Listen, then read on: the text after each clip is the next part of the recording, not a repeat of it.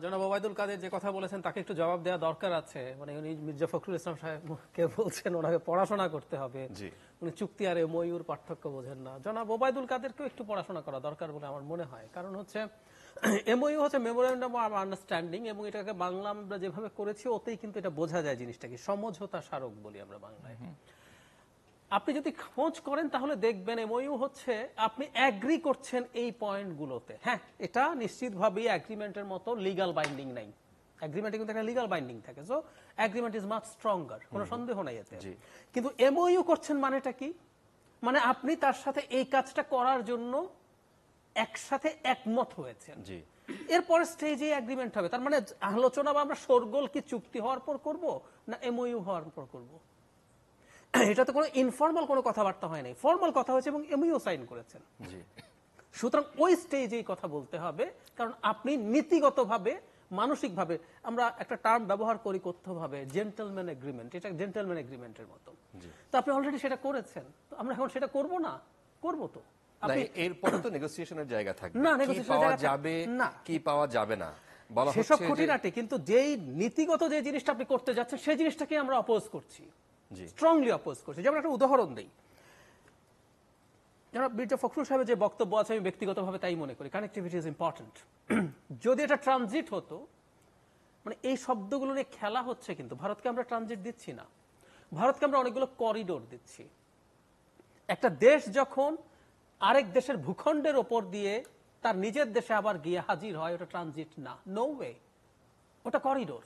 এবং এই বিভ্রান্তি প্রধানমন্ত্রীর দিক থেকেও আমি মনে করি তৈরি করার চেষ্টা হয়েছিল। যখন সংবাদ সম্মেলন করছেন ইউরোপের উদাহরণ দিয়েছিলেন, ইউরোপের দেশগুলো একটা ইউনিয়ন, একটা ইউনিটের মতো কাজ করে, তাদের একক মুদ্রা আছে, এবং যে কোনো দেশ আরেক দেশ ক্রস করে অন্য দেশে চলে যায়। আমি অন্য কোনো দেশে যেতে পারছি, ভারতকে আমাকে ক্রস করে অন্য কোনো দেশে যাচ্ছে। ডাক্তার মিল্লাত যে পয়েন্টটা বললেন, যে আপনি দেখেন যে স্বাধীনতার পর বিএনপি পাওয়ারে ছিল, এরশাদ সাহেব পাওয়ারে ছিল, কে কতটুকু ভারতের সাথে কে আদায় করতে পেরেছে? আমি বিএনপিকে বা এরশাদকে একটা কারণে আলোচনা করি না। আমরা এক ধরনের ধারণা, আমি বিএনপি যেহেতু করি না আমার বলতে সমস্যা নেই, বিএনপি এক ধরনের অ্যান্টি ইন্ডিয়া পলিটিক্স করেছে দীর্ঘ সময়, তো তার সাথে তার সুসম্পর্ক ছিল না, ঠিক আছে।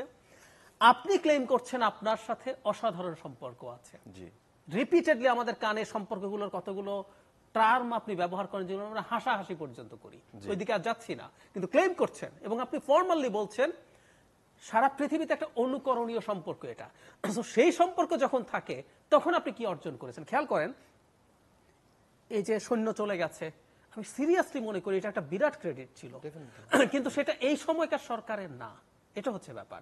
এমনকি সমুদ্র সীমা জয়ের কথা মিল্লাত ভাই বললেন, এটা তো ভারতের সাথে আমাদের বাইল্যাটারাল নেগোসিয়েশন দিয়ে হয়নি, আমরা বাইল্যাটারাল নেগোসিয়েশন করেছি দীর্ঘদিন, ভারত রাজি হয় না। শেষে আমরা ওই যে সমুদ্রে যে আইন আছে আরবিট্রেশন, ইটলসে গেলাম, সেখানে জিতেছি, যদ্দূর ডিমার্কেটেড হয়েছে।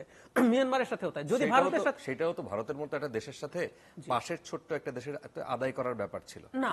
আপনি নেপালের বিদ্যুৎ যদি বলেন, নেপালের বিদ্যুৎ বাংলাদেশে ভারত হয়ে আনা, এটাও তো একটা অর্জনের বিষয়। একেবারেই অর্জন না। আমি আসছি কেন অর্জন না, আমি বারবার বলছি, আপনি আসলে ধরুন আমরা কোরবানি ঈদ গেল কিছুদিন আগে, আপনি একটা গরু যখন কিনছেন, সুন্দর গরু, কিন্তু দাম জিজ্ঞেস করে কত হলো, যখন বলছেন কেউ বলে ফেলে কোরবানি গরু নিয়ে বলতে হয় না আপনি জিতেছেন বা হেরেছেন, গরু সুন্দর কিন্তু দাম বেশি হলে বলে আপনি হেরেছেন। দ্যাট মিনস আমি আসলে ওজন করবো আমি কি দিচ্ছি আর কি পাচ্ছি।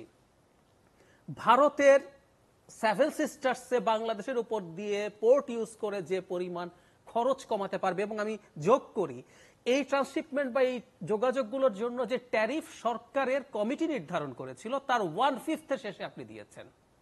আমাদের এক উপদেষ্টা, উনি এখনো আছেন অর্থ উপদেষ্টা, যে আমরা কি অসভ্য নাকি ভারতের কাছ থেকে টাকা নেব, মানে টাকা ছাড়াই দিয়ে দিতে হবে।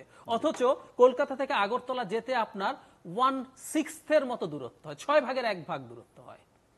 এছাড়াও আপনি ভারতকে এখন স্ট্র্যাটেজিক কতগুলো করিডোর দিচ্ছেন, দর্শনা চিলাহাটি করিডোর, এটা হচ্ছে ডিস্টেন্স একটুও কমাবে না, কিন্তু তার শিলিগুড়ি ট্রান্সপোর্টের ক্ষেত্রে বাইপাস করার ক্ষেত্রে সাহায্য করবে। সো এত কিছু দিচ্ছেন। এবার নেপালে আসি, নেপালের সাথে আমরা বিদ্যুৎ আনার জন্য আলোচনা করছি 14 সাল থেকে।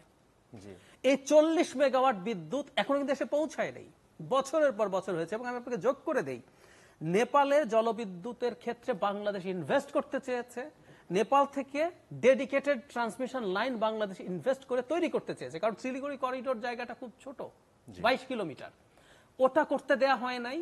ভারত যেখানে অলরেডি 500 মেগাওয়াটের বেশি বিদ্যুৎ ইম্পোর্ট করছে, সেখানে আপনি 40 মেগাওয়াটের বিদ্যুৎ আমাকে শোনাচ্ছেন। আমাদের এখন এই মুহূর্তে পিকে বিদ্যুৎ লাগে 13,000 মেগাওয়াট, ওখানে আপনি 40 মেগাওয়াটের গল্প করছেন আমার কাছে, এবং আমাদের এটা করতে দেওয়া হয়নি। আপনি নিশ্চিত থাকেন করতে দেওয়া হবে না। কিন্তু আমরা কি নেপালের সাথে ওই যে বললাম যে শিলিগুড়ি ক্রস করে যোগাযোগের জায়গাটা যেতে পারবো? পারবো না, পারি নাই। জি। সুতরাং এই জিনিসগুলো আসলে আমরা তুলনা করছি, আপনাকে আমি দিয়ে যাচ্ছি, কিন্তু আমরা আসলে কিছু আচ্ছা